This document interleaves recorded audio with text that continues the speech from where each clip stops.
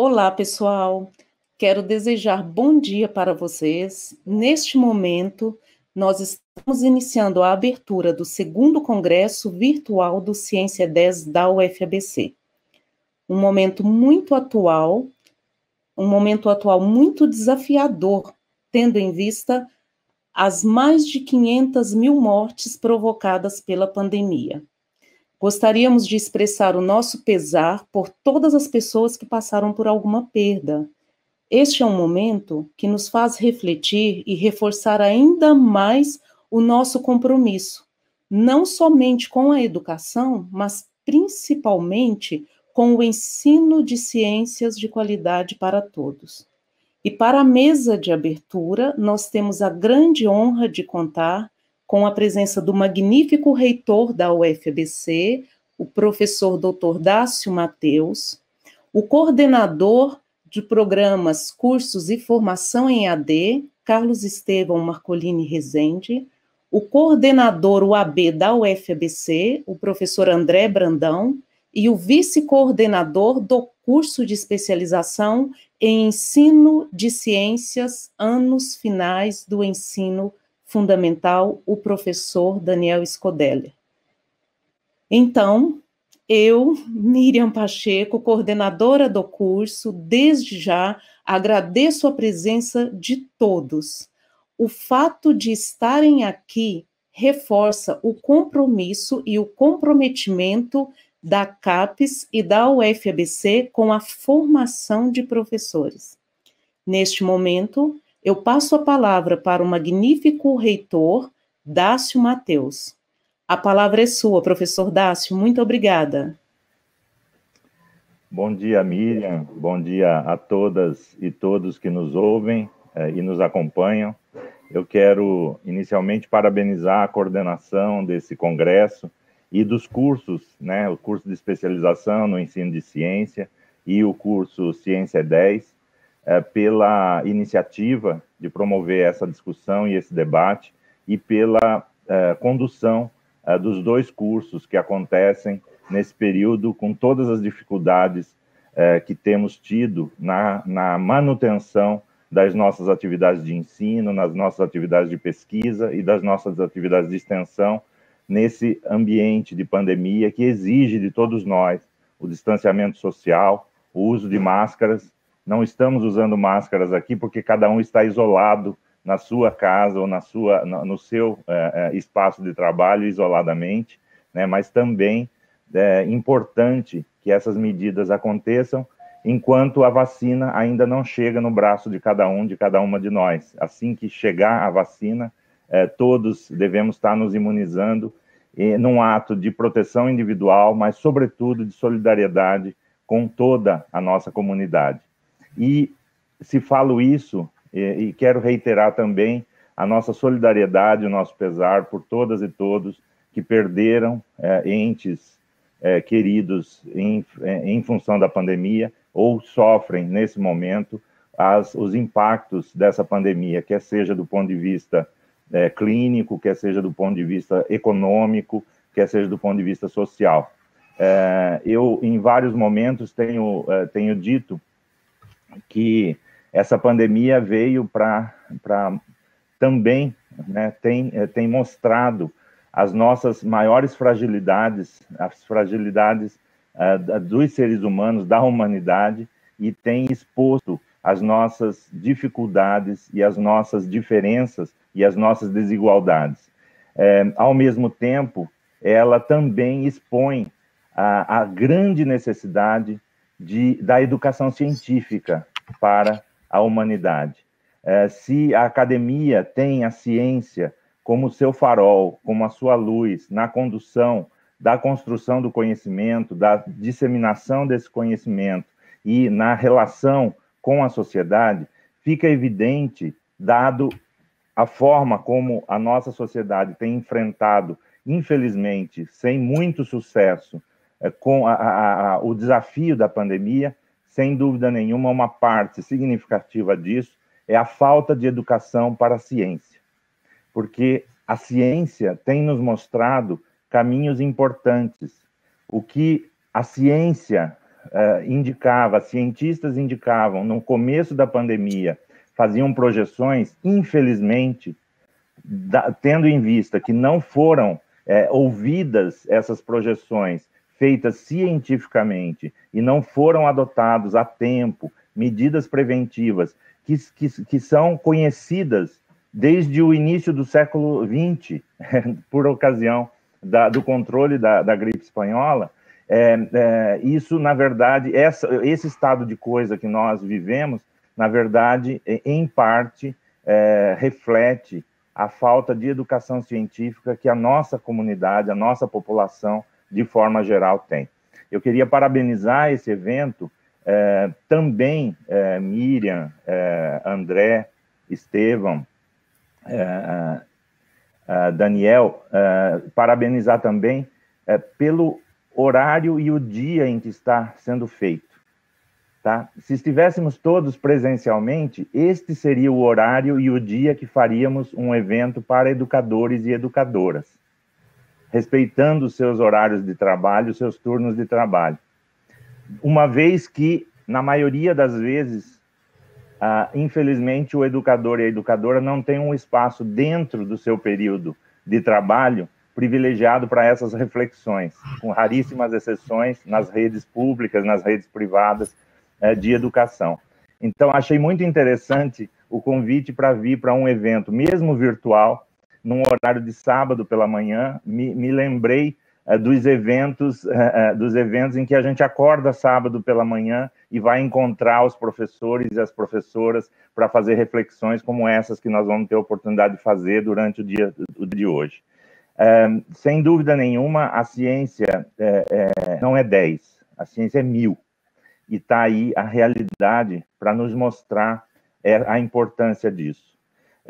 Foi importante para a construção da ciência, no século XIX, sobretudo, a disciplinarização, ou seja, o tratamento da ciência nas diferentes disciplinas, estabelecendo métodos próprios, estabelecendo reflexões próprias, dada a natureza de cada uma das áreas do conhecimento, que ainda se fazia necessário aprofundar e desenvolver. A ciência vem justamente para desmistificar muitos fenômenos naturais incompreendidos pelos homens e que eram, por ocasião da incompreensão, alçados à categoria de mitos ou dos deuses, ou das forças. As forças da natureza eram mitificadas pelo desconhecimento científico. Ao mesmo tempo, essa ciência que foi se especializando, que foi se aprofundando e cada vez mais desvendando os mistérios da natureza e os mistérios do ser humano, ela vai se afastando dessa mesma natureza que a motivou a se construir. E há, portanto, uma necessidade de um retorno ao entendimento da ciência na perspectiva interdisciplinar. Se nos afastávamos do conhecimento mítico a respeito da natureza e dos homens, nos afastamos tanto que nos desconectamos dessa mesma natureza. E isso leva a uma série de impactos, e reflete na nossa relação com a natureza, que, sem dúvida nenhuma, nesse momento está mais do que evidente de que há um desequilíbrio, há uma perda de conexão do desenvolvimento do homem com o respeito com a vida na Terra. Aquele discurso do chefe Seattle, né, na década de 60, parece um poema em respeito à natureza, e não deixa de ser um poema em respeito à natureza. Na verdade, é muito mais do que um poema. Na verdade, é uma declaração de um outro saber acumulado pelos nossos povos originários numa relação diferente de estar no planeta Terra. E nós entendemos aquela carta do chefe Seattle como uma carta poema, simplesmente. E, na verdade, hoje, nós passamos a entender um pouco mais profundamente que ali tem um outro saber, não construído com um método científico, mas, senão, numa outra cosmovisão do planeta acumulado pela cultura dos nossos povos originários. E eu acho que o grande desafio nosso da academia é continuar fazendo ciência com qualidade, com profundidade e, ao mesmo tempo, olhar para esses outros saberes e sabermos nos relacionar com eles com respeito mútuo, mas, sem dúvida nenhuma, sem perder de vista o papel social que a construção da ciência tem para a humanidade. Então, eu quero parabenizar a todas e todos os educadores e educadoras que tiram parte do seu tempo de trabalho, do seu descanso, na verdade, para estar aqui refletindo sobre essas questões e aprofundando as questões que, com certeza, são muito bem trabalhadas e são os objetivos do trabalho, tanto do curso de especialização do ensino da ciência, quanto do curso Ciência 10. Então, quero deixar aqui o meu abraço a todas e todos, o meu respeito ao trabalho de todas e todos os educadores, desde o ensino infantil, o ensino básico e o ensino superior. Sem dúvida nenhuma, a educação precisa ser vista como um sistema onde a universidade sem dúvida, uma base importante para a formação dos nossos professores e das nossas professoras, e é só a partir de uma formação séria dos nossos professores e professoras que nós vamos garantir qualidade no nosso ensino fundamental, do nosso ensino médio, formando assim um ciclo virtuoso da educação, contribuindo para o desenvolvimento e o progresso do país. Nós tivemos a felicidade de, no ano passado, ter o ingresso das primeiras turmas das licenciaturas de Ciências Humanas e das licenciaturas interdisciplinares das Ciências Humanas e das Ciências Naturais e Exatas na UFABC, garantindo assim uma porta de entrada específica para a formação de professores e professoras, o que era uma dívida que a UFABC tinha para com o seu projeto inicial de construção, o nosso projeto pedagógico e o nosso projeto de universidade, ele foi construído muito motivado pela necessidade de formar cientistas nas áreas de ciência, tecnologia e ciências humanas, mas também a formação de professoras e professores para a atuação no ensino brasileiro. Então, quero parabenizar também a todas e todos que se envolvem e estão comprometidos com esse projeto na UFABC, que, apesar das condições de iniciarmos esse projeto, né, nas condições da pandemia e, portanto, em condições remotas, de ensino remoto, tem se mostrado, com todas as fragilidades que tem, pela natureza e pela proposta, tem se mostrado já um projeto de sucesso desde o seu nascedor. Então, muito obrigado a todas e todos, tenha um dia muito produtivo de reflexões e debates, e quero parabenizar e me solidarizar com todas e todos vocês. Muito obrigado, Miriam. Nós que agradecemos, professor Dácio, muito obrigada pelas palavras que destacam a importância da ciência, da educação, da formação de professores e também da prática de professores, principalmente os professores de ciências, né? Agora eu passo a palavra para o coordenador de programas, curso e formação em EAD, Carlos Estevam. Bom dia a todos, bom dia, professora Miriam, professor Dácio, obrigado colegas aqui na mesa. Eu venho aqui reforçar as palavras de vocês hoje, já realmente, né, estamos vivendo uma situação, infelizmente, que acredito que poderia ter sido feito de uma maneira diferente, né, através da ciência, ouvindo a ciência, tá? Mas, infelizmente, nós estamos vendo a situação, mas eu sei que nós vamos conseguir, né, apesar de tudo que aconteceu, né, melhorar, assim, né, recuperar o pouco que nos resta, né.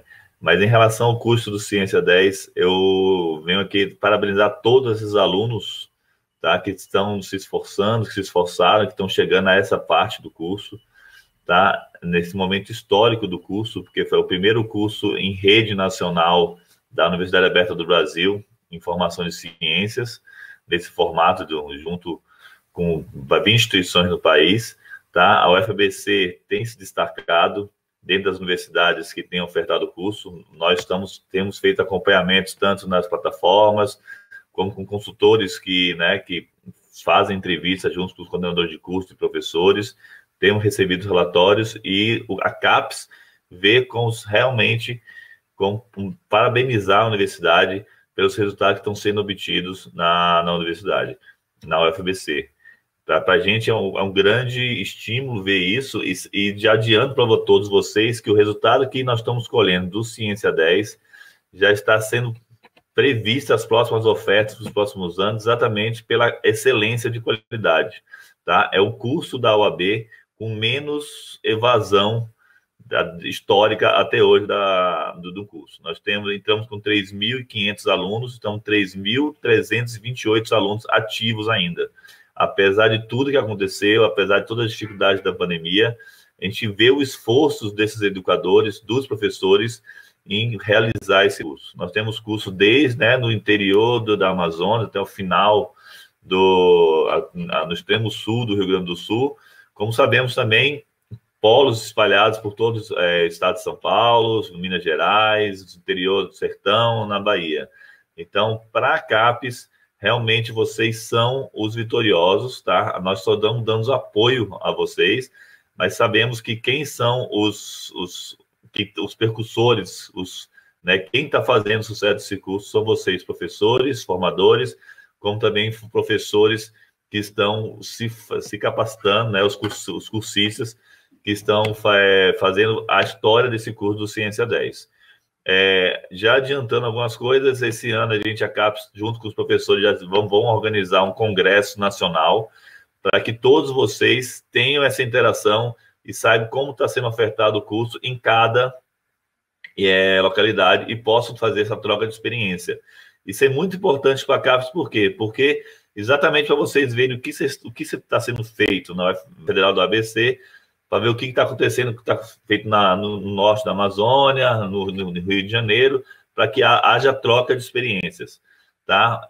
Fora isso, a CAPES também já preparou o EduCaPS, para que todo o material do Ciência 10 seja colocado no repositório nacional, e aonde vocês possam puxar, ter acesso a todos os trabalhos que estão sendo desenvolvidos no país inteiro, como materiais de apoio, não só para durante a formação do curso, que vocês estão sendo formados, mas também para que vocês possam aplicar isso e continuar a sua formação junto com os alunos durante toda a carreira acadêmica e de formação junto nas escolas. Eu acho que isso é muito importante. E, por último, a questão da plataforma de educação básica, na qual a CAPES está conhecendo todos os professores, todos os alunos cursistas. Isso é extremamente importante, professores, porque através desses dados de gestão, a CAPES pode ampliar a rede, descobrir aonde nós estamos atuando, aonde está faltando formação, para que a gente consiga, então, ampliar, levar isso aos gestores e consiga ampliar a oferta do C10. Tá? Então, eu só tenho a CAPES, em nome da CAPES, só tenho a agradecer a todos aqui, agradecer ao magnífico reitor, professor Dácio, a coordenadora de curso, ao André, a todos os professores aqui presentes, exatamente pelo apoio que tem dado à parte e aos professores cursistas. Em nome de todos, eu falo que realmente o sucesso do Ciência 10 é em nome de vocês. Vocês são os percussores, vocês são as pessoas que estão fazendo o curso a ter esse feliz sucesso. Meus parabéns a todos. Obrigado.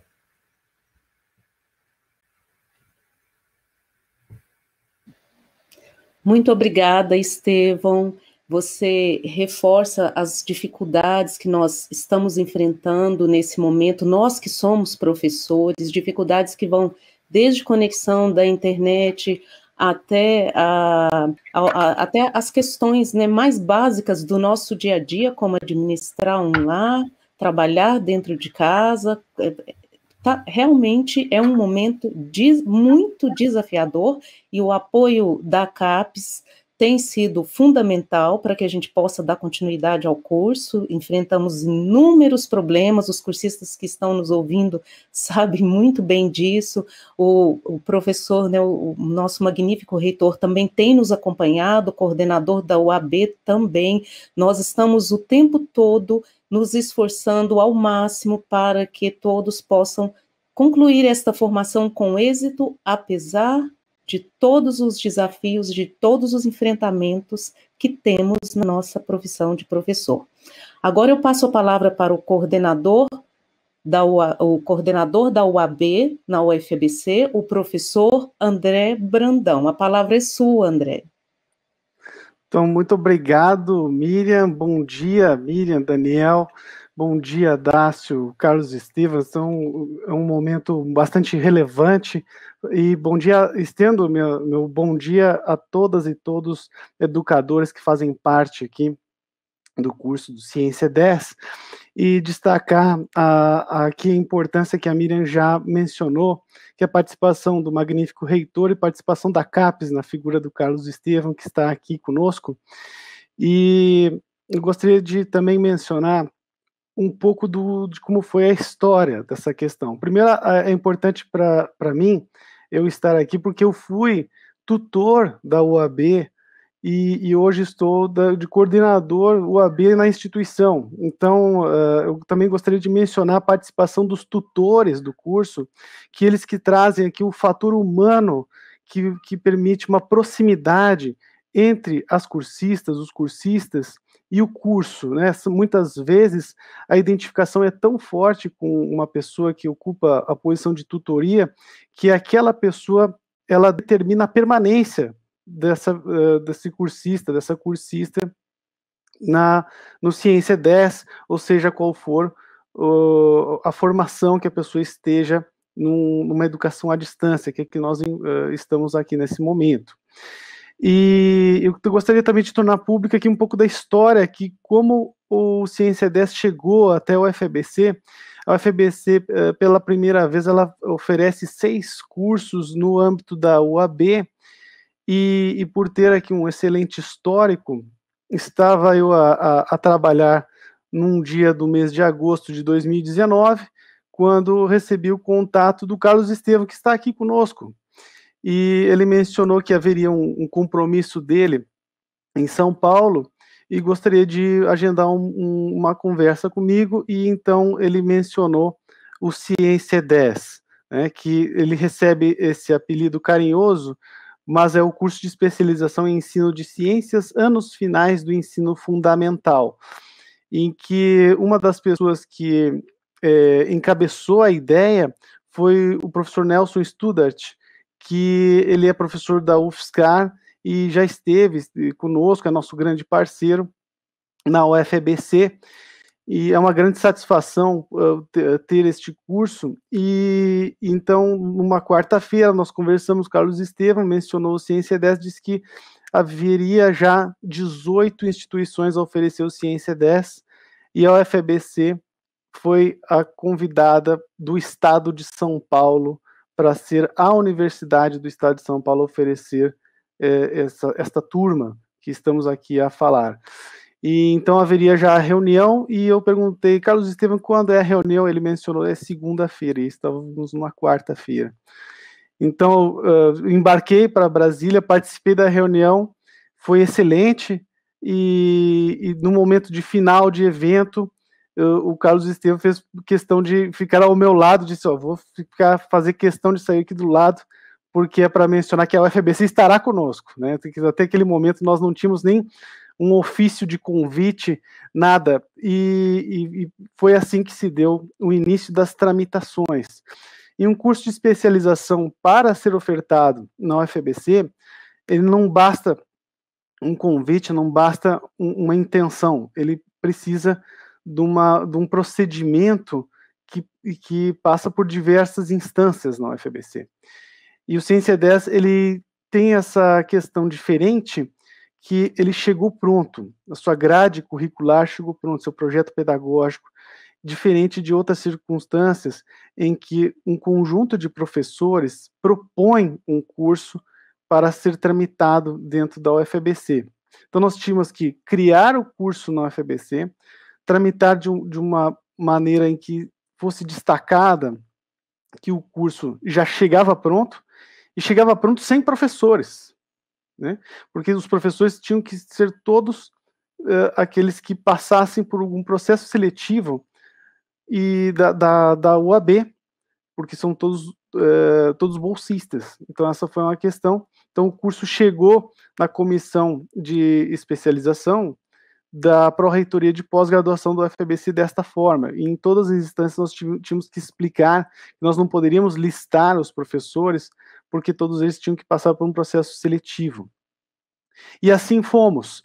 Então, eu gostaria de destacar aqui a força de vontade, principalmente da Miriam, que desde o início aceitou esse desafio. Nós enfrentamos uma série de dificuldades que temos que superar dia após dia, que vão desde dificuldades técnicas até algum tipo de situação pedagógica, algumas dúvidas, situações diversas, em que muitas vezes, para a pessoa que participa como cursista, não tem conhecimento.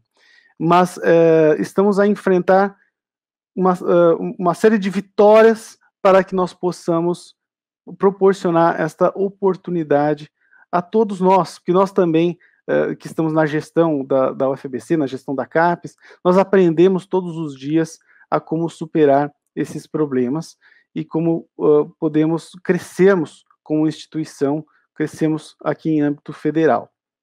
Então, parabéns, principalmente aqui a Miriam. Eu não vou agradecer a todas as pessoas aqui, porque eu posso esquecer, então quero cometer alguma injustiça, mas, Miriam, parabéns pela força de vontade. Você tem sido uma grande parceira aqui conosco e tem feito a coisa acontecer. Também gostaria de parabenizar as cursistas e os cursistas que estão aqui conosco neste sábado de manhã e que eu já considero todas e todos grandes vitoriosos, grandes vitoriosas, em que nesse momento tão difícil, em que a sociedade está tão machucada, tanto no ponto de vista emocional, individual, como questão técnica, que nos coloca as dificuldades do dia a dia de nós mantermos a trabalhar.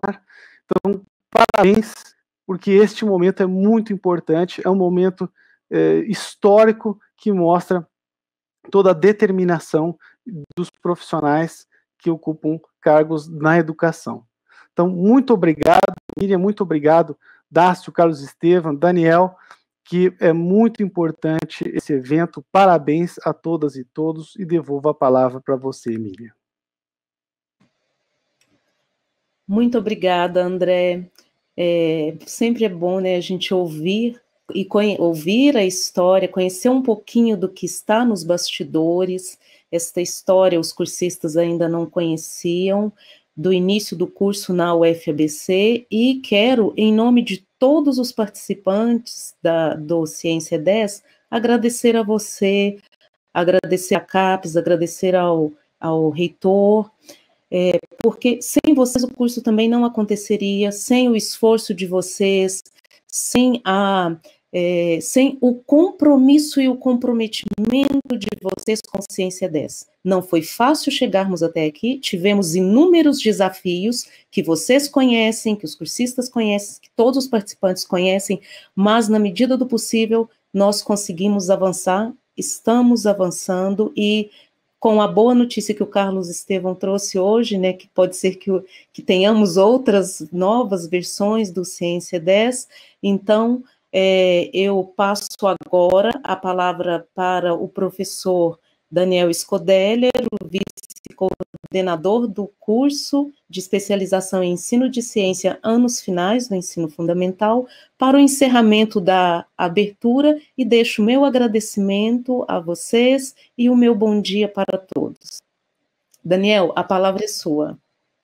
Olá, pessoal, bom dia a todos, bom dia, Miriam, professora Miriam, professores Dácio, Carlos e André, né, agradecemos aqui, né, pelo curso, a presença dos membros da mesa, toda a equipe do C10 e das comissões organizadoras do evento, e especialmente aos cursistas, aí, parabéns por estarem aqui nesse momento, né. E nesse momento nós desfazemos a mesa de abertura e convidamos a todos a participarem do evento, né, um excelente evento a todos. Chamo agora o mestre de cerimônia Mirtes para continuar com as instruções e informações sobre a sequência do evento. Muito obrigado e um ótimo evento, pessoal. Muito obrigada, Dácio, muito obrigada, Carlos, muito obrigada, André.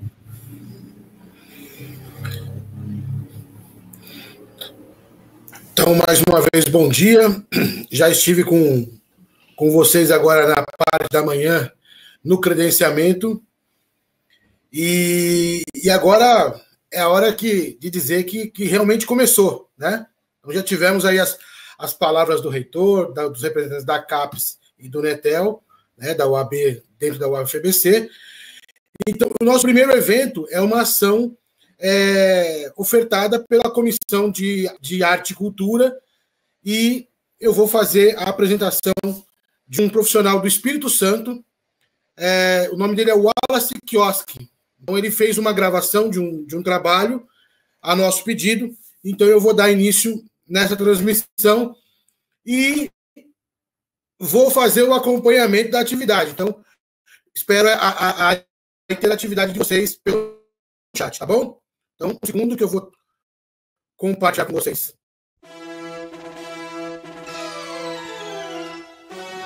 Senhoras e senhores, sejam todos muito bem-vindos. Eu sou o Wallace Kioski da WK Mundo. Eu que sou artista circense, músico e faço minhas estripulias aí pelo mundo, fazendo saltos mortais, malabarismos e qualquer tipo de produção. Sou formado pela Escola Nacional de Circo. Eu estou aqui para recepcionar todos, cursistas e equipe técnica, para esse importante evento, o 2º Congresso do Curso de Especialização Ciência é 10, oferecido pela UFABC, em parceria com a Universidade Aberta do Brasil, UAB CAPES.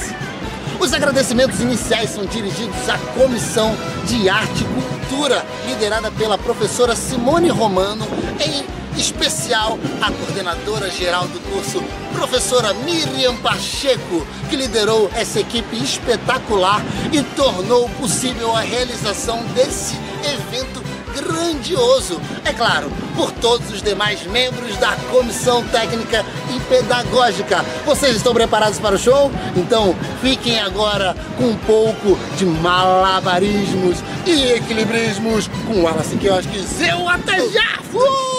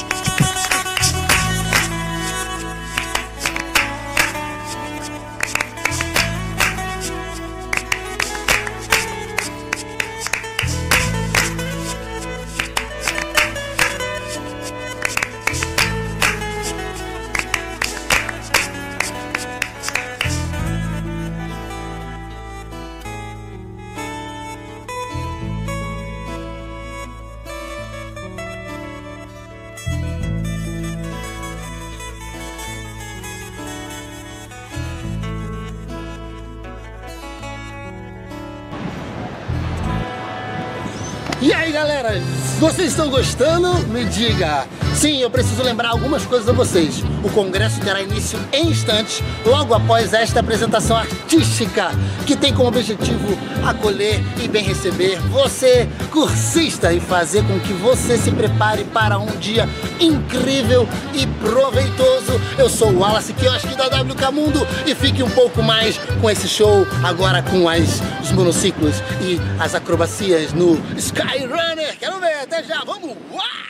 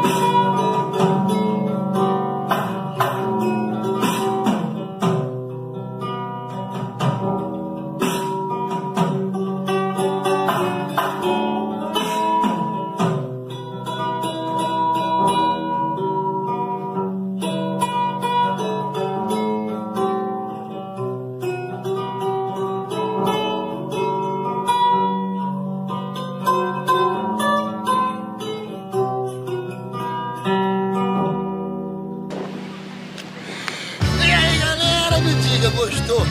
Gostou das acrobacias? Daqui a pouco eu vou deixar um vídeo com todas as aparições em programas de TV para você curtir um pouquinho mais dos saltos mortais. Espero que tenham gostado da minha apresentação. Eu sou o Wallace Kioski, da WK Mundo, e essa foi a abertura artística do 2º Congresso em Especialização em Ensino de Ciências. Ciências é 10. O evento deve começar em alguns minutinhos e vocês aí já fiquem ligados, porque vai ter muita coisa legal. E já deixo aqui meu muito obrigado e mais uma vez agradecer nominalmente a equipe responsável. Vou ler aqui para não deixar ninguém de fora, hein? Professora Simone Ramos, o Antônio Sérgio, Aline Souza, Caroline Lins, José Adriano, João Garcia, Mirti Júnior, Rejane Steidel, Thelma Timóteo e, em especial, a professora Miriam Pacheco, coordenadora geral do curso, e o vice-coordenador, professor Daniel Scheider. Bom, muito obrigado a todos. Me sigam nas redes sociais, que tem muita coisa acontecendo por aí que vocês vão gostar. E eu deixo agora vocês com um pouco de acrobacia da Skyrunner aí pelos programas de TV. Até mais. Tchau, fui! Pode entrar o Wallace Kioski.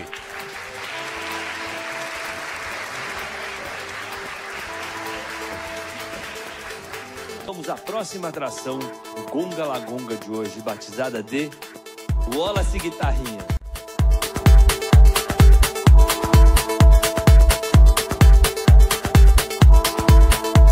Eu vou chamar ele Wallace Kioski. Olha lá, ele veio lá de cima. O Wallace Alcântara vai fazer o seu trabalho aqui, Wallace. Vai lá, Wallace. Novamente, Wallace Kiosques. Vem pra cá, meu irmão.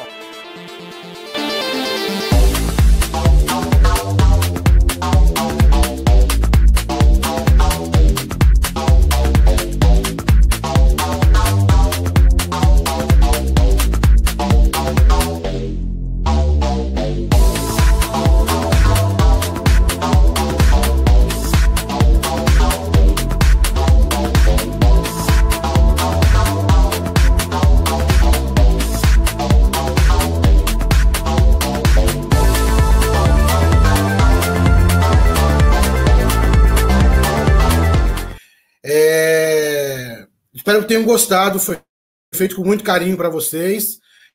O Wallace Kioski, então, como eu falei, ele é de Vila Velha, Espírito Santo. E é um amigo que eu conheci através do Teatro Mágico, porque acho que alguém mencionou, ele lembra do Teatro Mágico. Então, eu sou fã do Mágico e tenho uma certa amizade com o pessoal do Teatro Mágico. E tive a oportunidade de fazer amizade com o Wallace, e aí lembrei dele para fazer essa abertura, essa atividade circense, para mostrar o quão rica são as possibilidades das apresentações artísticas, né? Então, espero que vocês tenham gostado. Pelas reações, parece que a gente realmente conseguiu agradar. E como ele disse, agora estamos a minutos de começar realmente nosso congresso. A primeira atividade, eu acabei de conferir aqui no meu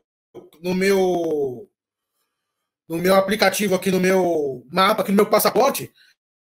Nós temos uma mesa redonda sobre pesquisa narrativa, que vai começar em minutos. Então, instrução básica. Primeiro, vai lá na aba dos eventos, clica, preenche lá, faz a sua lista de presença, marca a sua presença para receber o selinho lá do evento, tá certo?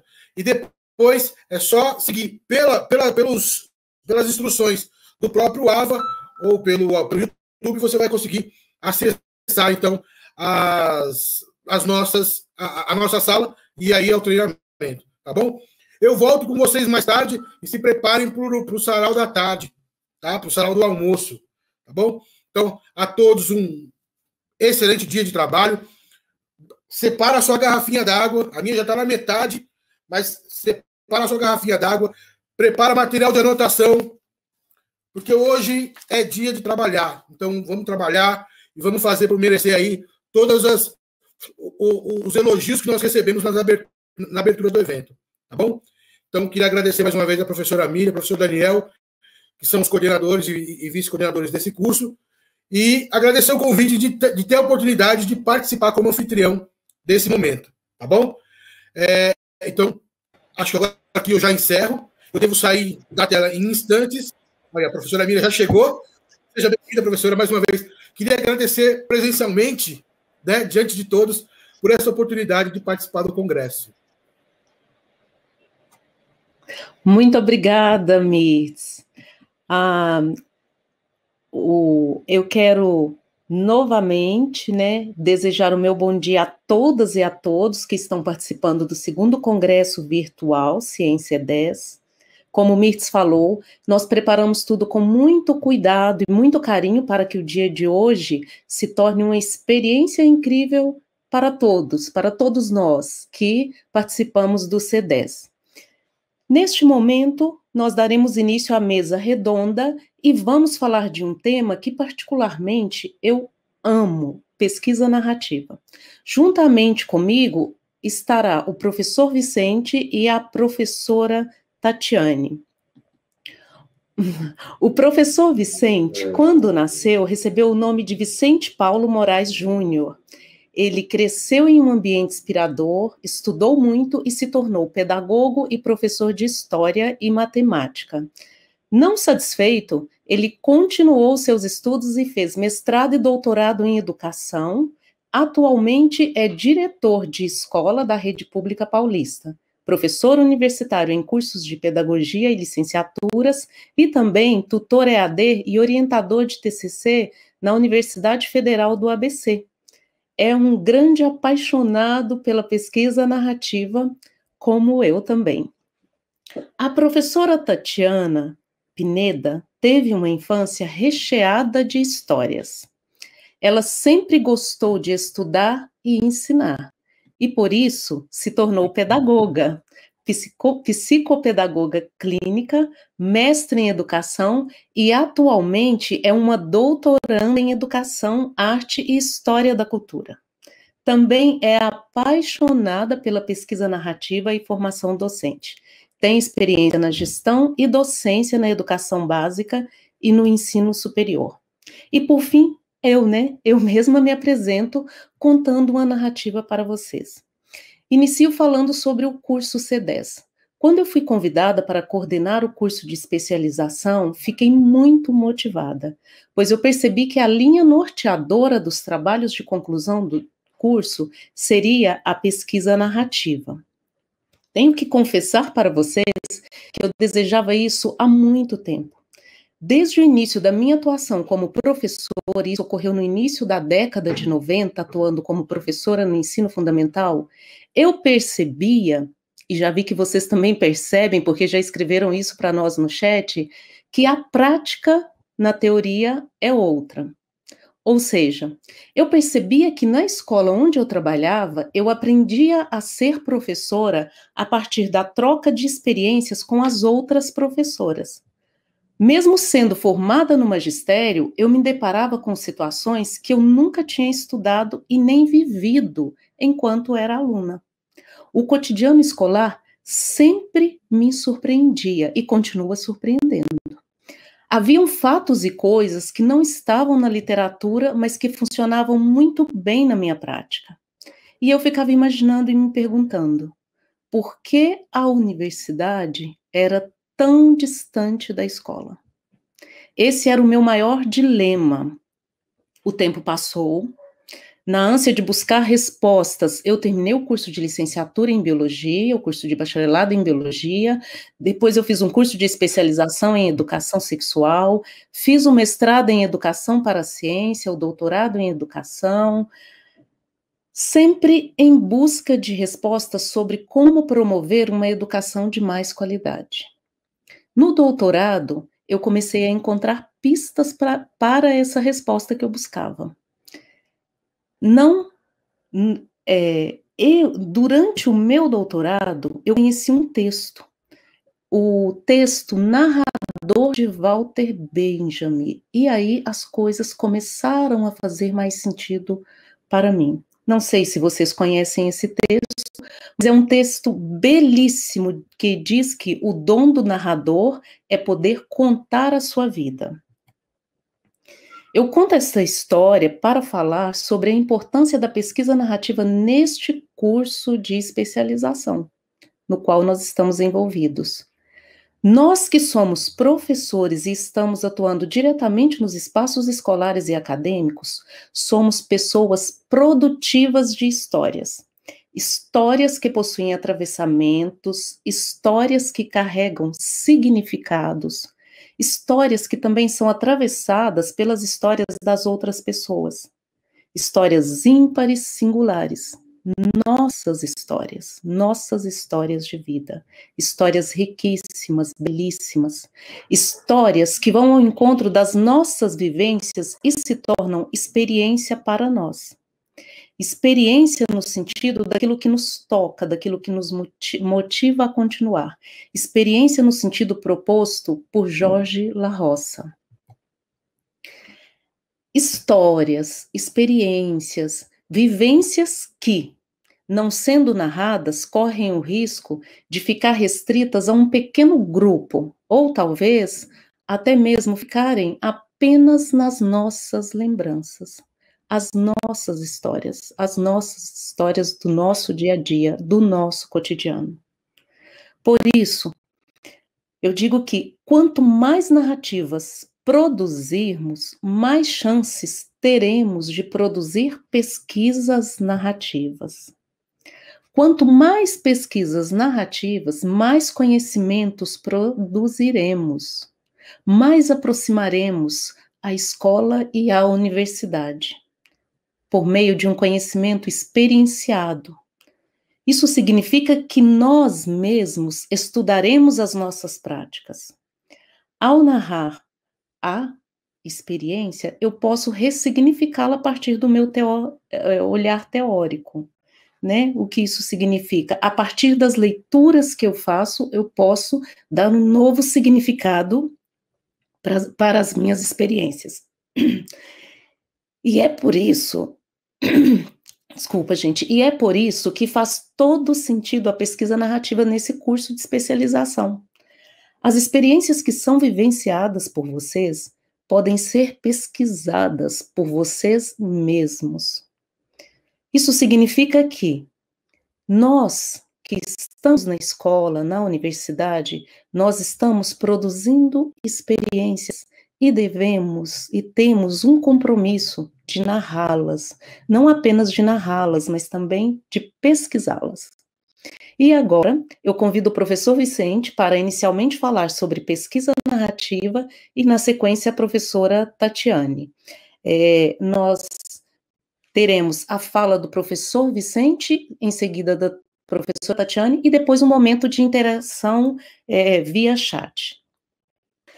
Professor Vicente, a fala é sua. Quero inicialmente agradecer a todos que estão nos ouvindo e passo a palavra para o professor Vicente. A fala é sua. Muito obrigada.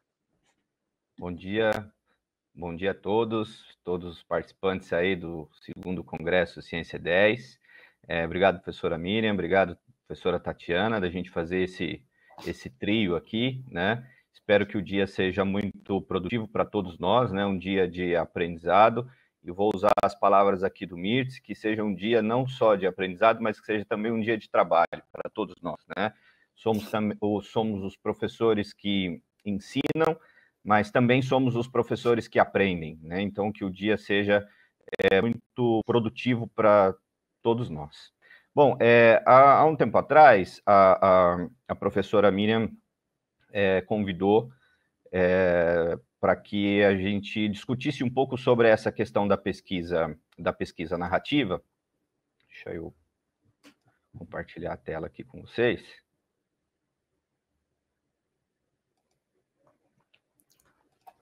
E aí, a ideia é trazer muito mais perguntas do que respostas, né?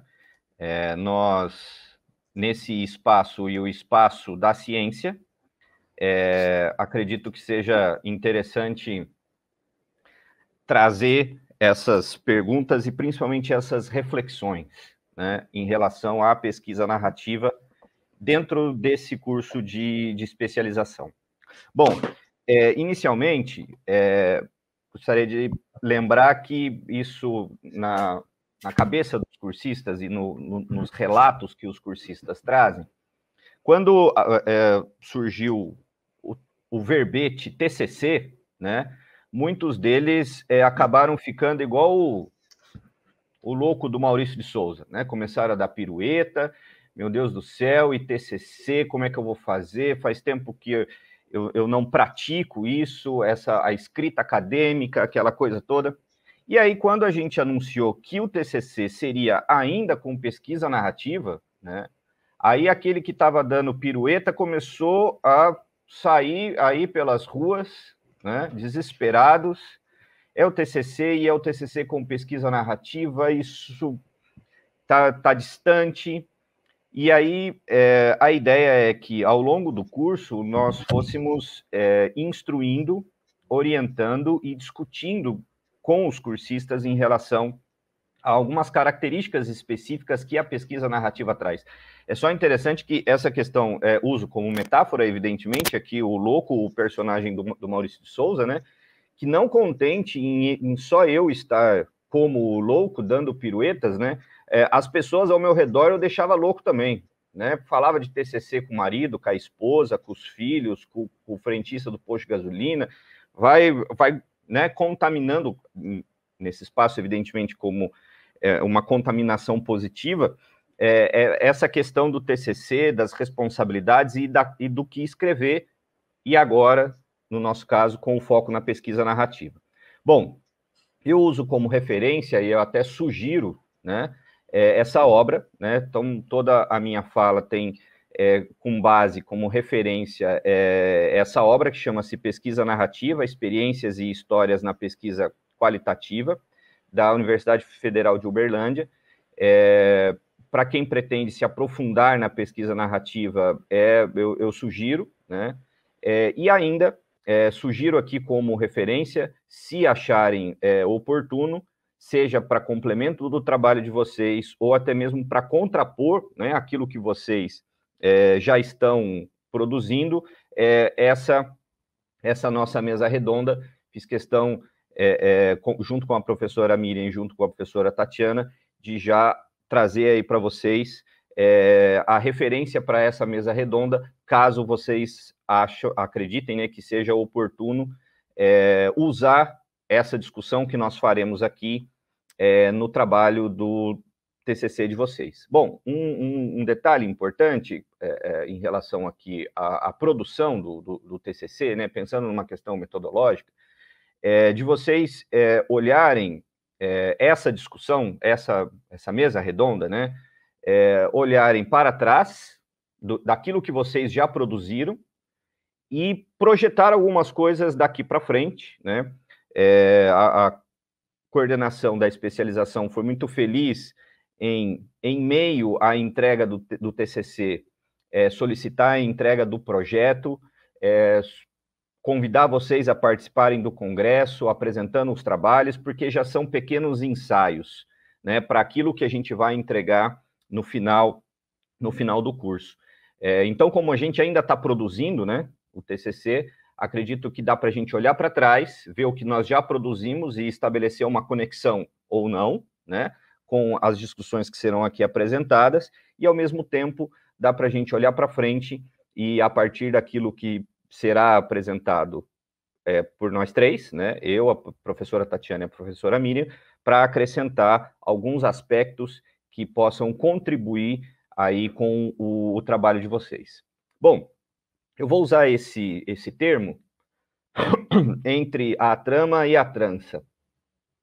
E aí, lá no final, a gente vai retomar esse termo, né, essa frasezinha. Então, guardem aí essa informação. Entre a trama e a trança, usaremos e retomaremos essa frase lá no final da minha fala. Bom, o primeiro ponto importante aqui, em relação à pesquisa narrativa, os autores, né, que eu uso aqui como referência Clandini e Conelli, daquela obra que eu mencionei no início, eles são taxativos e mencionam que a pesquisa narrativa, ela nada mais é do que um mergulho de possibilidades. E aqui eu vou fazer um outro convite, né? O Mirt fez um convite muito inteligente para todos nós, né? Tomar nota de tudo que vai acontecer. A partir dessa abordagem que Clandini e Conelli eles trazem em relação à pesquisa narrativa como um mergulho de possibilidades, o que vai acontecer hoje ao longo do dia, durante o congresso, nada mais é do que um mergulho de possibilidades. Então eu convido vocês a participarem das sessões, não apenas das sessões onde eu vou apresentar o meu trabalho, porque as sessões, nada mais, nada menos, é um mergulho de possibilidades. Então, acompanhando o trabalho dos outros cursistas, eu vou ter novas referências, vou ter novos contatos, vou ter novas metodologias, vou ter novas ações que eu consigo ir conectando ao meu trabalho, né? Então, eu acredito que essa frase, ela representa parte daquilo que nós teremos hoje ao longo do dia, que é esse mergulho de possibilidades, não apenas no meu trabalho, mas a partir do trabalho do outro, eu consigo ampliar as possibilidades do meu trabalho.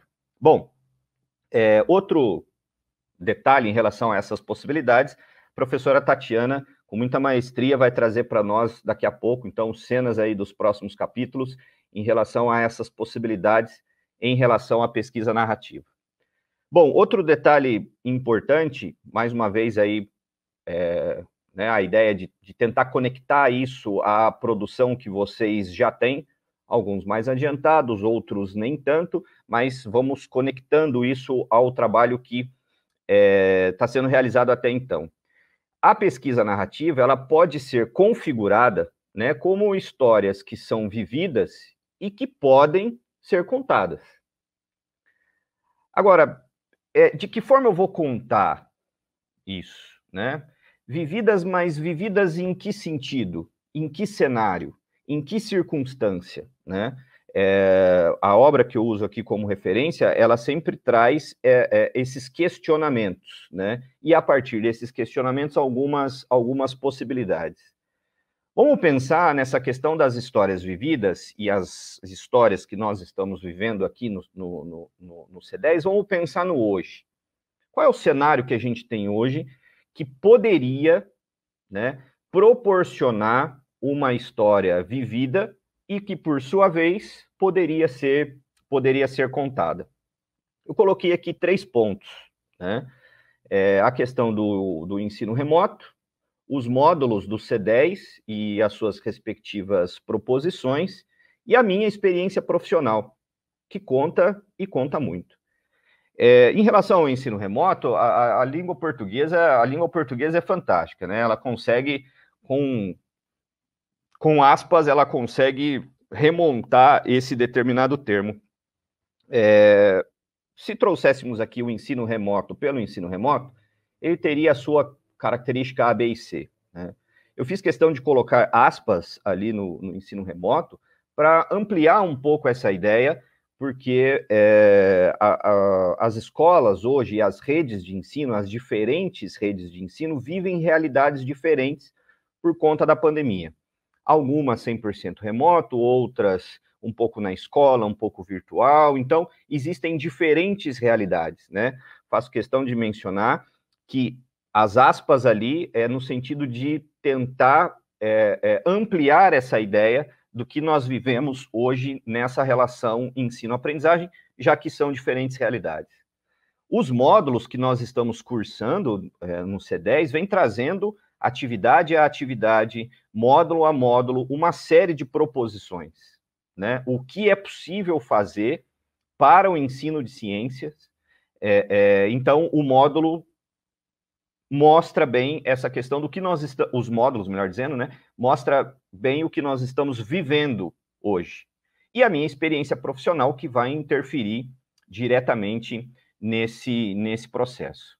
Bom, agora nós vamos contar e contar o quê?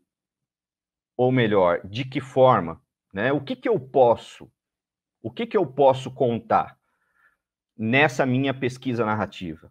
As histórias vividas a gente já tem, né? que foram vividas ontem e estão sendo vivenciadas hoje, né? Mas aí, o que eu posso contar de tudo isso quando a gente combina essa realidade da educação básica hoje, em virtude da pandemia, as proposições que existem nos módulos, mais a minha experiência profissional, né? Como que eu junto tudo isso e eu começo a contar? Eu vou começar a contar a partir das experiências que vão surgir desse trio, né? Lembrando que aqui sempre a ideia é trazer uma série de possibilidades, né? Como a própria os autores Clandini e Conelli mencionam, né? Pesquisa narrativa como um mergulho aí de possibilidades.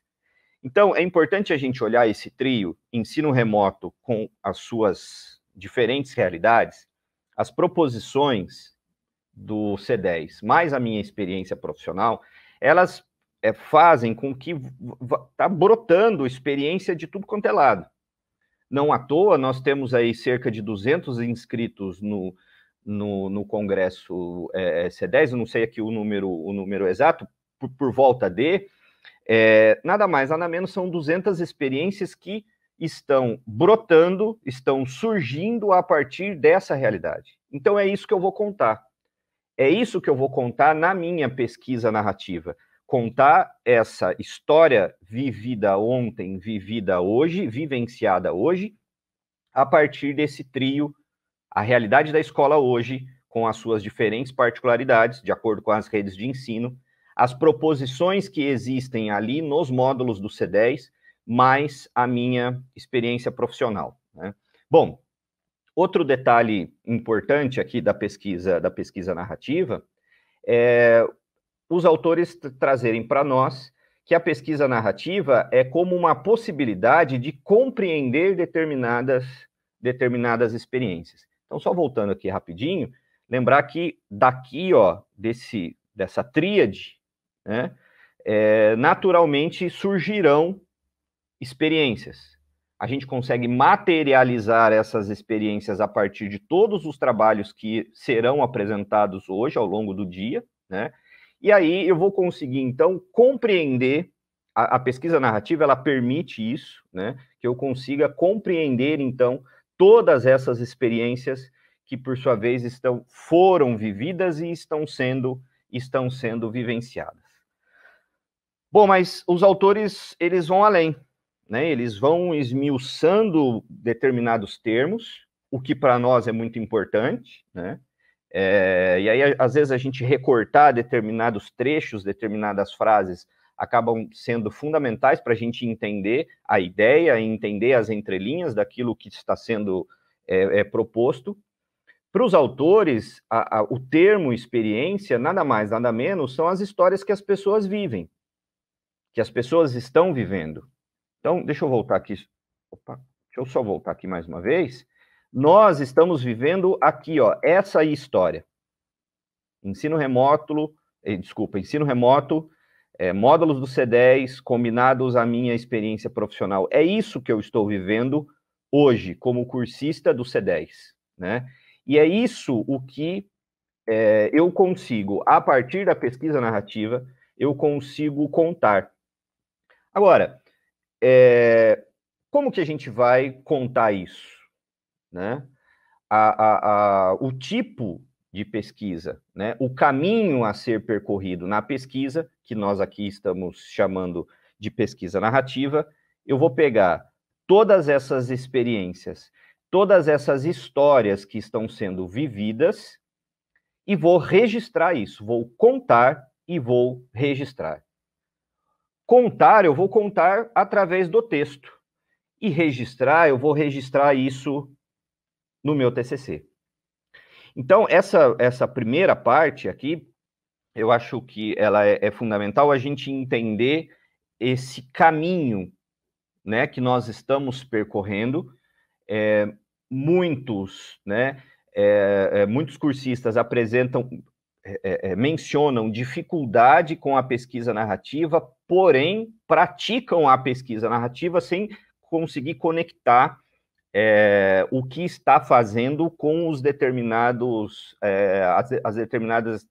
os determinados conceitos e definições. Então, lembrar que essas histórias que estão sendo vividas, que estão sendo vivenciadas, que para os autores correspondem como experiência, eu vou contar todas essas histórias e eu vou registrá-las. E esse registro vai ser no meu TCC. Bom, agora, como registrar e o que registrar, né? O que registrar, mais uma vez, eu vou passar a responsabilidade aí para a professora Tatiana, cenas dos próximos capítulos, né? Quais são as possibilidades que nós temos desse registro. Agora, o como registrar, eu vou usar aqui um termo que eu gosto muito do Clifford Geertz, entre o estar lá e o estar aqui, né? Vamos entender o estar lá como o estar lá na escola, e sempre quando eu menciono essa questão da escola, observando essa realidade atual, a questão do ensino remoto, com aspas, as aspas para dar essa amplitude para o ensino remoto de acordo com as diferentes realidades. O estar lá seria esse conjunto de atividades que foram planejadas, em algumas situações houve a possibilidade delas serem executadas, né? Nós sabemos que pelo fato de nós termos essas diferentes realidades, em algumas circunstâncias não houve a possibilidade da execução dessas atividades em parceria com os alunos. Existem algumas atividades que, por sua vez, que foram projetadas, né? E aí reticências. Nós poderíamos usar aí vários termos para essa questão do estar lá. Então, o ensino remoto, com aspas, os módulos do C10, a minha experiência profissional, proporcionou esse estar lá. As propostas que eu tenho, o que foi planejado, o que foi executado. E, por sua vez, o estar aqui, né, é o estar aqui no TCC. O estar lá, planejando, executando, projetando as atividades. O estar aqui, estabelecendo uma relação aí com essa breve citação do Geertz, é esse estar aqui no TCC. Só que eu preciso me atentar a alguns detalhes aqui em relação à produção, né, desse estar lá. Eu coloquei aqui quatro itens, né? Vale lembrar que é um recorte. Esses 4 itens são um recorte daquilo que os autores que eu uso como referência, eles apresentam. Existem outros, ao menos outros 3 itens. Esse estar lá, que é esse conjunto de atividades planejadas, executadas e projetadas, esse estar lá precisa se atentar a esses 3 detalhes. A esses 4 detalhes. Primeiro, a temporalidade. Em que tempo isso acontece? Qual é o tempo? E, de certa forma, o tempo cronológico, né? Quais são as pessoas que estão envolvidas diretamente e indiretamente em todo esse estar lá? Qual é o contexto? E qual é a ação no singular, ou quais serão as ações pensando no plural? Na hora que eu tiver com o meu projeto de TCC na mão, com foco na pesquisa narrativa, nas atividades planejadas, executadas para o C10, esses 4 itens eu preciso observar e tentar localizá-lo. Temporalidade, as pessoas, o contexto e a ação ou as ações. Então, esse estar lá que eu trago aqui como uma analogia, né, a partir da citação do Geertz, eu preciso estar sempre observando isso e localizando esses pontos. E localizando esses pontos pela seguinte razão. Eu não posso fazer só o relato pelo relato. Se eu fecho e restringo o meu trabalho a só indicar a temporalidade, indicar as pessoas, indicar o contexto, indicar a ação ou as ações, acaba ficando o relato pelo relato, e este relato pelo relato foge daquilo que é a proposta da pesquisa narrativa. Esse é um ponto importante que acredito que todos nós precisamos refletir sobre o que nós já temos produzido em relação ao TCC, é que o relato pelo relato não se adequa ou não se aproxima àquilo que seria a pesquisa narrativa. Para eu, de fato, então, me aproximar da pesquisa narrativa a partir deste estar lá, eu coloquei aqui 3 verbos: equalizar, conectar e relacionar tudo o que está acontecendo à fundamentação teórica. Então, o equalizar, eu sempre uso, faço a analogia, a questão do equalizar o rádio lá, né, que você vai sintonizando e tal. O conectar de fato se aproximar, né, e o relacionar de apresentar essas características que ora se combinam e ora são diferentes. Então, o relato pelo relato, ele se distancia um pouco da pesquisa narrativa.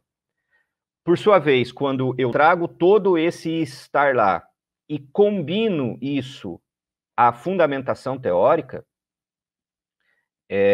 aí sim a gente passa a ter uma pesquisa narrativa mais sólida e até mesmo alinhada àquilo que os pesquisadores definem, então, como pesquisa narrativa, né? E aí, como eu havia mencionado lá no início, já aqui encerrando essa primeira parte, para poder passar, então, para a professora Tatiana, lá no início eu trouxe essa frase, né, essa ideia entre a trama e a trança.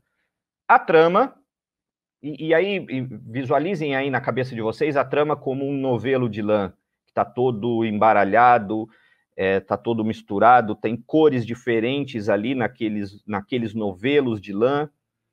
E aí essa trama são as experiências, né, as histórias que as pessoas estão vivendo. Essas histórias, elas têm a sua temporalidade, elas têm as pessoas com as suas respectivas características, as atividades propostas para o 6º ano têm um determinado grupo de pessoas. As atividades propostas para o 9º ano têm um outro grupo de pessoas que têm características muito distintas. São essas pessoas, né, que eu menciono. O contexto de tudo isso, né, e a ação ou as ações. Essa trama ainda ela deve, né, estar equalizada, conectada, relacionada com uma fundamentação teórica, para que de fato a gente consiga aproximar o que nós estamos registrando com a pesquisa narrativa. E a trança, por sua vez, ela vai acontecer no TCC. Então, mais uma vez, visualizem essa ideia dos novelos de lã com cores diferentes, eles todos embaralhados, a trama. Na hora que eu pego esses novelos e começo a deles transformar isso numa trança, ele começa a ficar mais organizado, né?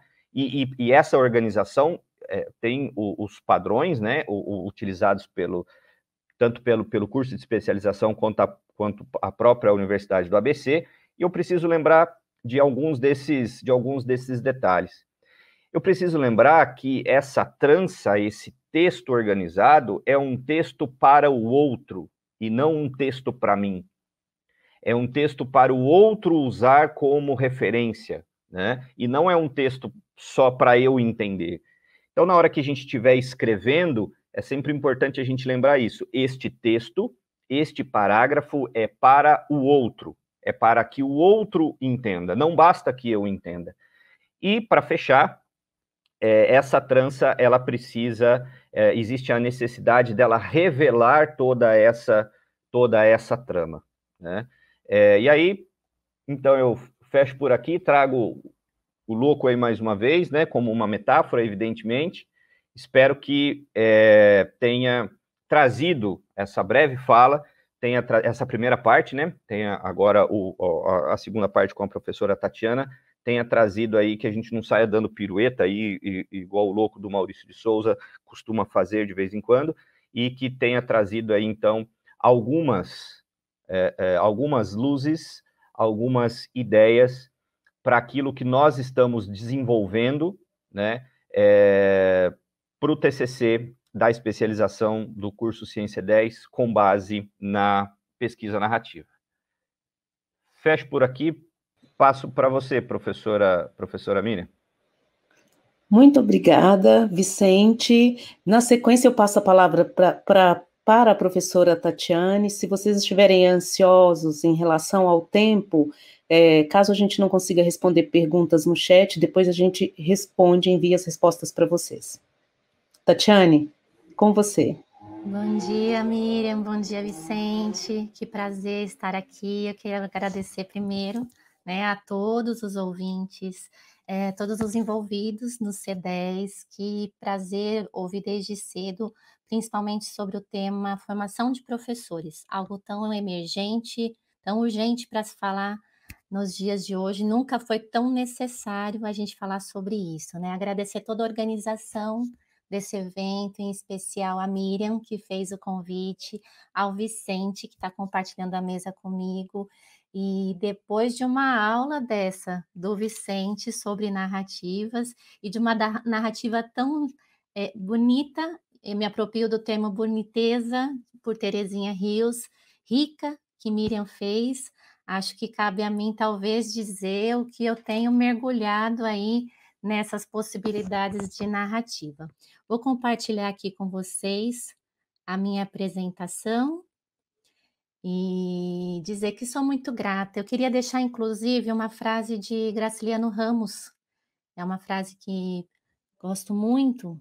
Deixa eu compartilhar aqui com vocês, para não fazer errado. Vamos lá, compartilhar a tela.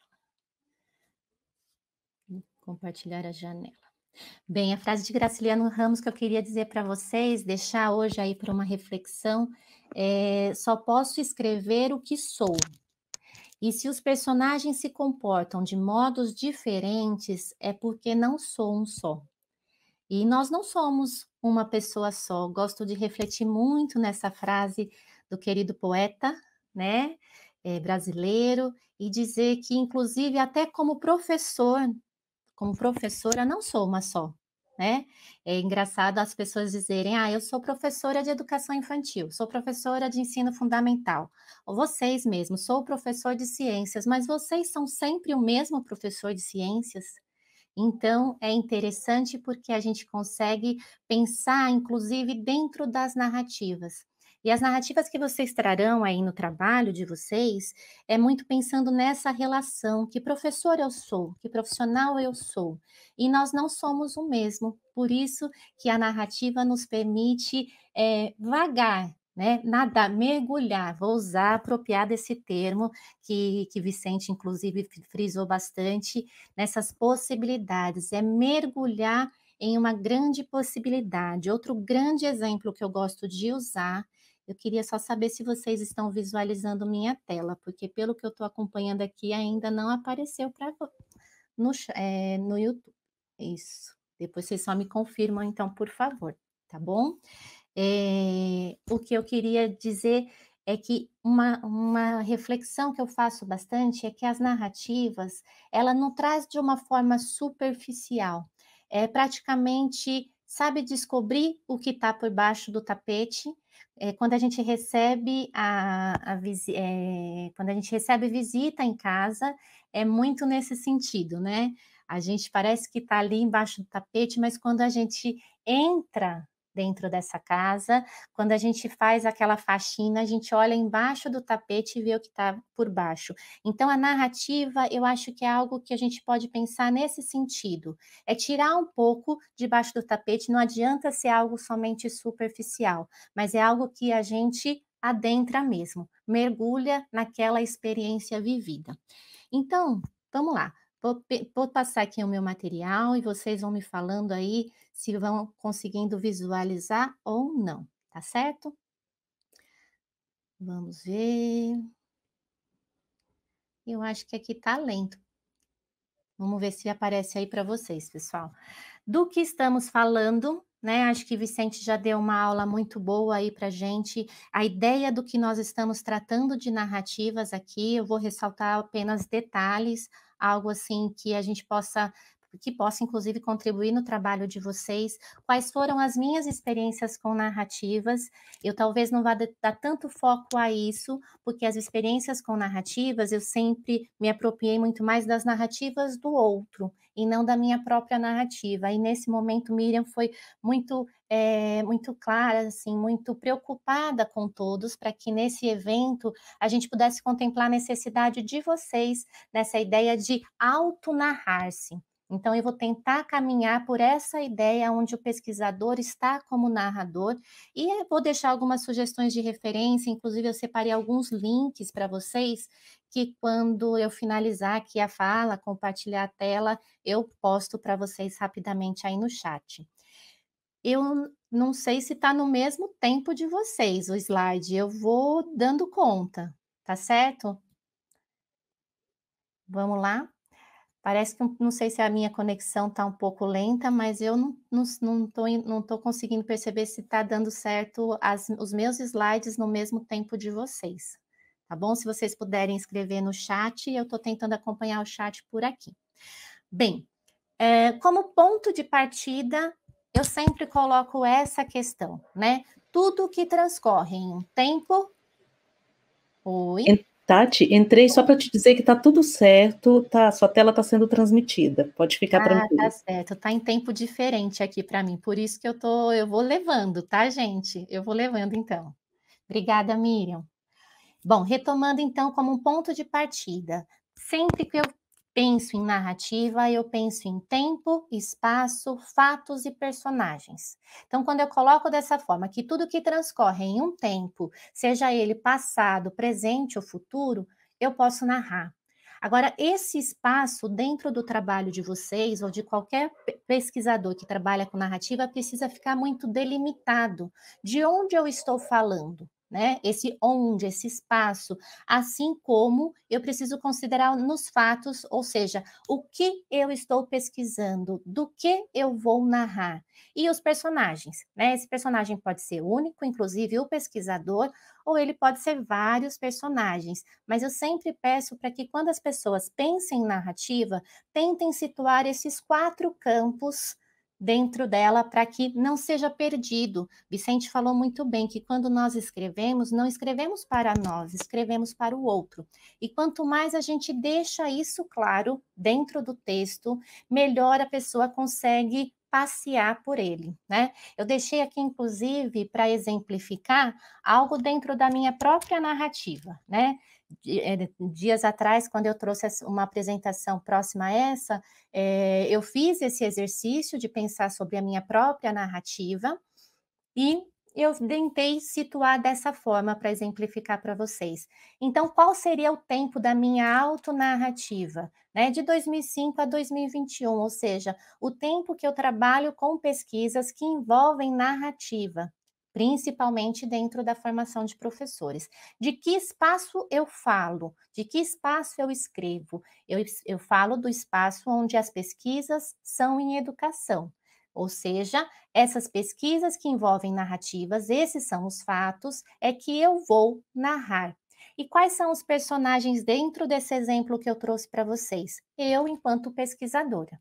Aqui eu vou tentar sempre trazer para esse foco de vocês, de apesar de ter trabalhado mais com narrativas de crianças, de adultos, de outros professores dentro dos meus trabalhos, é essencial essa proposta onde o pesquisador pode narrar a sua própria prática, o professor pode narrar. Esse processo da escrita é um exercício de grande reflexão. Então, só para vocês terem uma ideia, a partir do momento, eu posso sim fazer uma entrevista com o professor, mas o momento é diferente quando esse professor fala, respondendo na entrevista, e quando esse professor escreve, porque o próprio exercício da escrita traz uma reflexão muito mais profunda para esse personagem, tá certo? E aí, para lembrarmos, eu destaquei aqui 7 pontos para vocês, onde rapidamente eu pretendo passar, até porque o tempo é curto e quando se trata em narrativa, a gente pode levar um longo tempo conversando sobre elas. Acredito que isso já fique claro onde eu gosto tanto de falar, né? Bom, o primeiro ponto aí sugere-se que a pesquisa narrativa seja melhor para captar experiências de um único indivíduo ou poucos. Então, quando você pensa, né, onde, mas por que eu não vou por uma pesquisa quantitativa? Enfim, aqui a gente vai para uma pesquisa qualitativa, e dentro da narrativa, essa é uma sugestão. Então, muitos perguntam, né, mas por que a narrativa está em alta? Por que se fala tanto sobre pesquisa narrativa no campo da educação?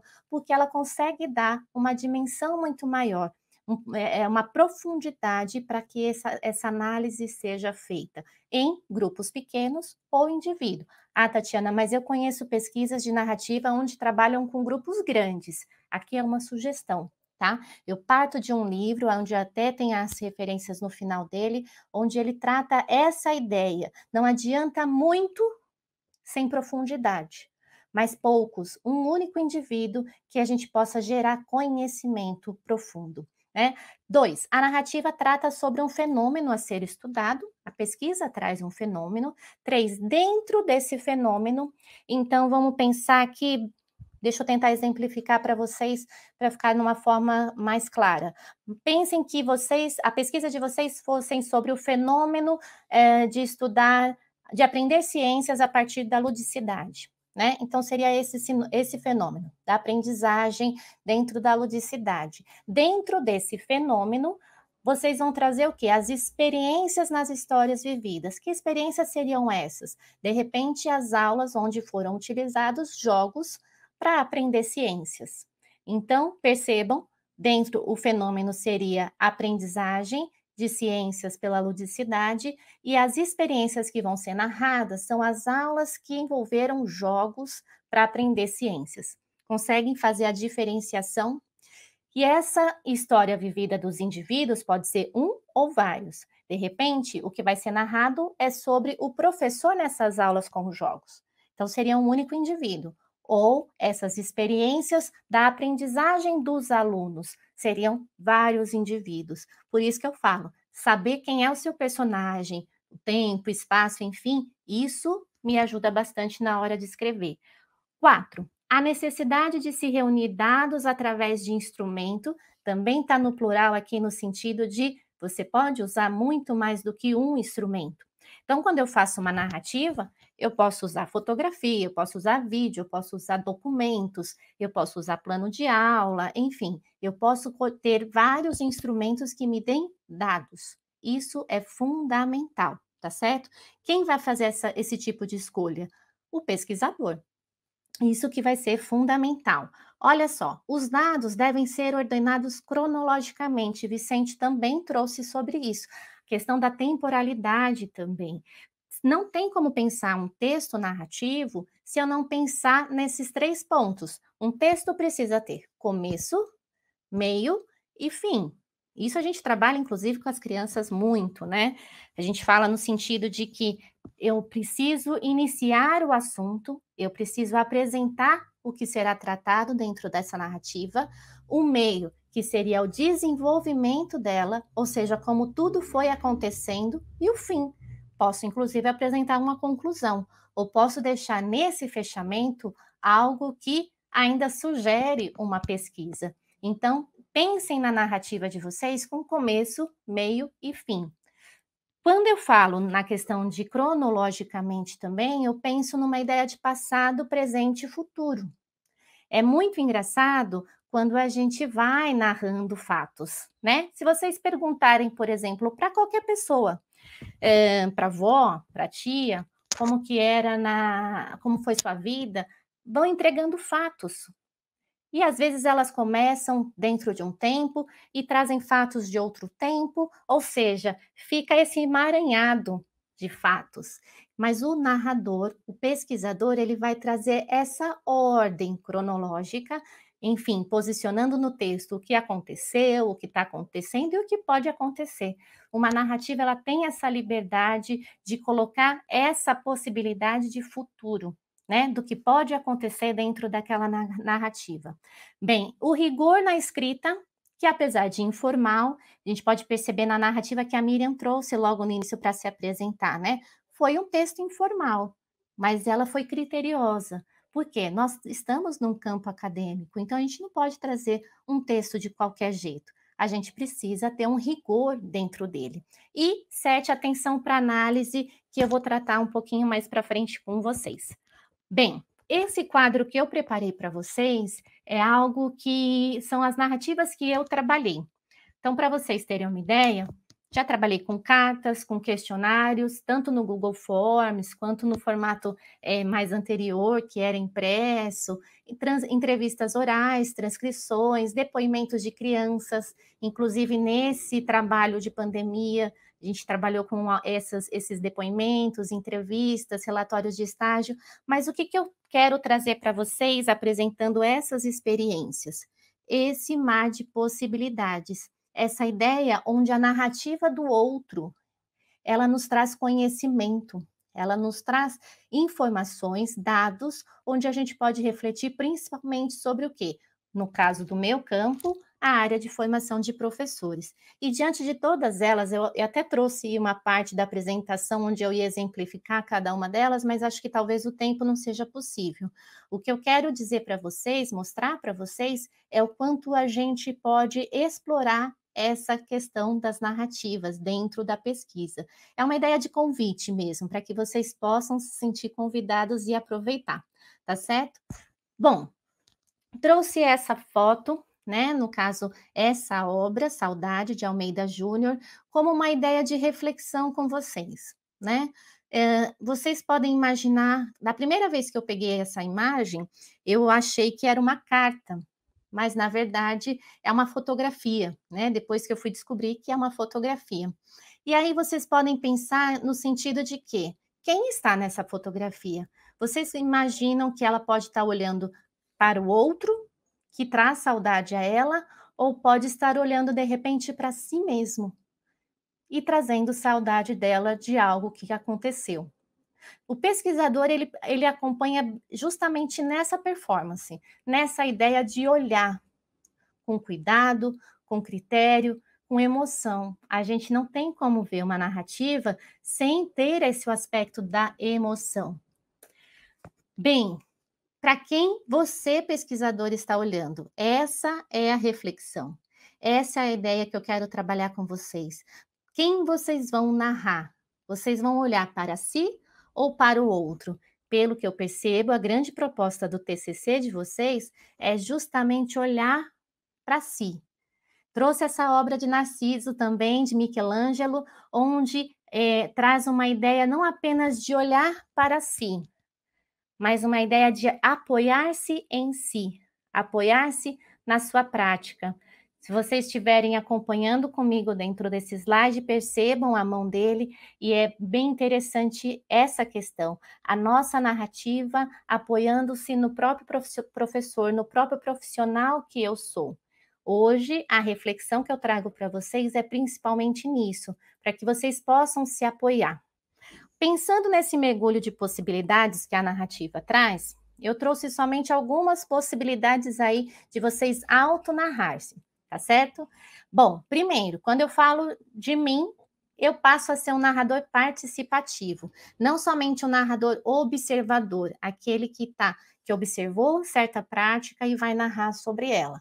Se eu vou falar sobre mim, sobre o pesquisador, quem está escrevendo, se eu vou falar sobre exatamente a minha prática, o que aconteceu comigo, então entra nessa ideia da autonarrativa, né? O pesquisador como personagem da experiência narrada. Trouxe um trechinho para vocês aqui, uma reflexão, vou ler bem rapidinho, tá certo? Que fala assim: ao narrarmos a nossa vida, vamos inventando e configurando o estilo de existir que escolhemos para nós, alimentando nossa autonomia para conduzir nossa vida. Essa ideia de autonomia do pesquisador. A partir do momento onde eu faço essa reflexão das minhas práticas, das minhas experiências, a possibilidade da minha própria autonomia, né? Eu, enquanto pesquisador. Será que está o tempo por aí? Miriam, pode me interromper quando for necessário, viu? Trouxe aqui outro trecho que é muito interessante. Narrar-se é uma prática constitutiva do ser humano e sua subjetividade. Afinal, narrar é organizar sistematicamente algo que já está lá, vivido fisicamente ou no plano subjetivo do pensamento.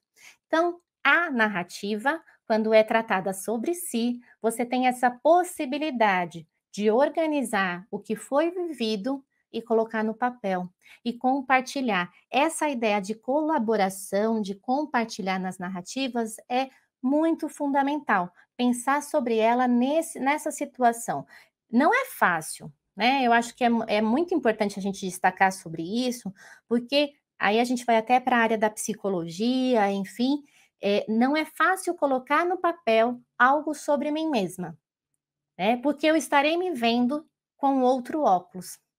Então, isso é muito interessante na autonarrativa, nesse processo de reflexão, porque parece muito simples a gente falar assim, você simplesmente vai escrever sobre a sua prática. Mas será que eu vou me ver naquelas escritas? Como será que eu vou me ver?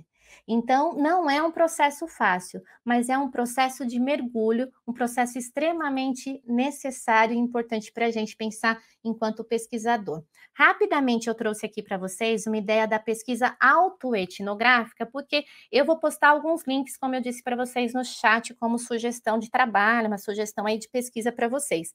E é muito comum vocês verem outros termos.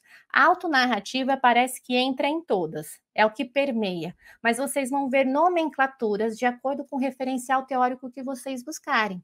Então, a etnografia, ela tem mais ideia com a cultura, né? O etnos, enfim, um grupo. Então, qual que é a diferença? Porque quando a gente vai para uma pesquisa etnográfica, é o pesquisador no campo onde está sendo pesquisado, a vivência dentro daquele campo. E quando é autoetnográfica, esse pesquisador, ele já vive nesse campo, ele não vai entrar. É praticamente dizer um professor de ciências dentro das aulas de ciências. Então, não sei se vocês estão conseguindo me acompanhar, mas por que eu estou apresentando isso para vocês? Eu não poderia simplesmente falar sobre a autonarrativa e ponto, ficar nisso? Não, porque senão eu não mostraria para vocês o mar de possibilidades que tanto foi falado. Vocês vão ver algo sobre autoetnografia, autobiografia, autonarrativa, enfim, tem tantas outras nomenclaturas e pesquisas que são fundamentadas dentro de alguns teóricos, que eu acho que é mesmo um convite para que vocês possam, então, pesquisar um pouco melhor sobre cada uma delas, tá certo? Bem, só rapidamente, escrever em primeira pessoa, essa aqui é uma grande preocupação, por isso que eu trouxe esse trecho para compartilhar com vocês. Mas, Tatiana, eu escrevo como? Se eu vou falar sobre mim, eu escrevo na primeira pessoa. Teve um período da ciência que escrever na primeira pessoa era praticamente proibido, né? Não sei se o Vicente ou a Miriam pode falar sobre isso também, mas não. Nós avançamos aí. Então, esse trecho eu quero deixar também para vocês pensarem. Escrever em primeira pessoa é um desconforto, ao passo que a cultura acadêmica tensiona para uma escrita em terceira pessoa, no qual o sujeito deve manter um distanciamento do objeto de estudo e assim garantir sua cientificidade. Nessa seção, apresento a narrativa de uma experiência que mobiliza saberes e sentidos que antecedem esse trabalho de pós-graduação, mas que se inserem nesse protocolo de pesquisa. Enfim, ela vai trazendo essa ideia de que não é mais proibido falar em primeira pessoa. Não é porque o meu texto está em primeira pessoa que ele vai ser menos científico. Não, o que vai fazer a grande diferença é a base teórica e a análise crítica que eu faço dessa narrativa. Porque a narrativa dentro da pesquisa não é simplesmente descrever uma vivência, né? Eu não estou... Lembra aquela ideia do diário, onde eu descrevo tudo o que aconteceu no meu dia? Não, a narrativa dentro da pesquisa, ela tem esses dois pilares muito importantes, que é uma análise crítica sobre ela e uma base teórica do pesquisador. Ou seja, qual é o caminho que vocês estão seguindo teórico, tá certo? Bom, as sugestões de livros que eu trouxe para vocês, eu vejo que o meu tempo já está, assim, são um livro de literatura, Os Meus Romanos, para vocês terem uma ideia de quantas narrativas são importantes, e aí a gente viaja, né? Vai desde os primeiros que chegaram aqui no Brasil, nas terras brasileiras, e foram registrando tudo que se via aqui, né, nessa terra nova. Cartas dos Meus Romanos é muito interessante, porque é de uma educadora alemã que chega aqui em 1800 e pouco, e ela vai trocando cartas com amigas na Alemanha, e isso virou um grande documento histórico dentro da formação de professores, se vocês quiserem conhecer. Esse segundo aqui, de investigação qualitativa e projeto de pesquisa, foi um livro onde eu me apoiei bastante para a apresentação de vocês, vale a pena. Então, quem quiser, de repente, tirar uma fotografia aí desse slide e perceber quais são os detalhes aí de publicação, muito bom, recomendo. Ele fala, dentro dessa investigação qualitativa, ele destaca uns 5 formatos e a narrativa é um deles. Tudo bem? Bom, Pedagogia da Correspondência, que trata das cartas de Paulo Freire, muito interessante esse livro. E tem um outro, esse daqui, Cartas de Professoras, Cartas de Professoras, que para vocês terem uma ideia, alguns falam assim, mas Tatiana, plano de aula pode ser um documento com coleta de dados? O meu semanário pode ser? Sim, esse livro, para vocês terem uma ideia, eles usam, algumas pesquisas usaram de, sabe esses bilhetes que recebemos das crianças, né? Aqueles ainda que mal sabem escrever, mas eles entregam para o professor. Existem pesquisas que trazem essas próprias análises desses próprios bilhetes. Enfim, gente, aqui vou passar rapidamente, que eram as experiências que eu ia compartilhar com vocês das narrativas de outras pessoas, mas como o nosso foco hoje, aqui foi uma pesquisa que eu fiz para Vila Sésamo, enfim, gente, acho que talvez eu finalize nesse slide onde eu leio para vocês uma narrativa que eu fiz em mim enquanto pesquisadora para o exercício de autonarrar, né? De 2005 a 2021, atuei com pesquisas na área da educação. Miriam? Posso continuar? Alguém abriu o microfone? Pode continuar, Tatiane. Já tô finalizando, viu? De 2005 a 2021, atuei com pesquisas na área da educação, mais especificamente no campo da formação docente. Eu leio para que vocês percebam a forma de escrita. Em cada momento dos estudos envolvendo narrativas, foi possível perceber transformações na estruturação metodológica dos projetos. Então, aqui eu vou narrando como que é a experiência, vejam o verbo, né, na primeira pessoa, qual que eu destaquei para vocês, e qual é essa ideia de trazer, então, a base teórica dentro dessa narrativa? Eu vou encaixando, não seria uma forma de encaixar, seria algo que eles vão caminhando junto, tanto a narrativa quanto os teóricos que eu estudei. Eu vou traçando um repertório teórico dentro do meu texto, como aqui. Diante das experiências narradas sobre as pesquisas desenvolvidas, estabelecemos relações com o que Creswell aborda sobre as histórias narrativas. Elas falam de experiências individuais e podem lançar luz sobre as identidades dos indivíduos e as imagens que eles têm de si mesmo. Então, como eu falei, não sou uma especialista em narrativa, mas sou uma mergulhadora dela, e aí talvez esteja conhecendo a minha própria identidade enquanto pesquisadora. Gente, eu agradeço, acho que estourou o tempo. Vou parar de compartilhar. Muito obrigada, Tatiana, muito obrigado, Vicente, pela excelente palestra. O nosso tempo realmente está se esgotando, então nós temos algumas perguntas no chat. A nossa equipe já anotou todas as perguntas, o nome das pessoas, nós enviaremos as respostas, e eu quero, neste momento, destacar a presença da professora Tatiane Milaré, que no chat, ela nos cumprimentou, é a coordenadora geral da equipe de apoio no C10 no Brasil, em todo o Brasil. Muito obrigada pela presença, professora, e vou, desde já, agradecer a todos que participaram conosco, agradecer especialmente ao professor Vicente e à Tatiane, e desejar que vocês tenham um excelente congresso. Passo a palavra para o professor Vicente, na sequência para a professora Tatiane, também fazer os agradecimentos. Joia. Professora Miriam, obrigado. Professora Tatiana, obrigado aí pelas contribuições.